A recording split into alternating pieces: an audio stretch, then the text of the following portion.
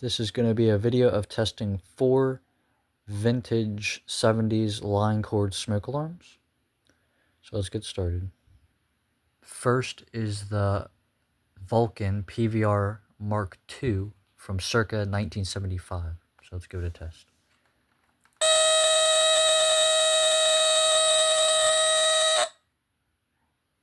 Next is the General Electric 8203-001 from 1975. Let's give it a test. Next is the Firex FXC1 from circa 1979. Let's give it a test.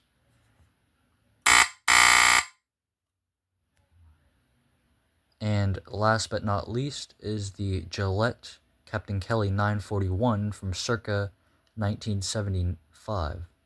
I'm going to have to put the camera down for this one. Here we go.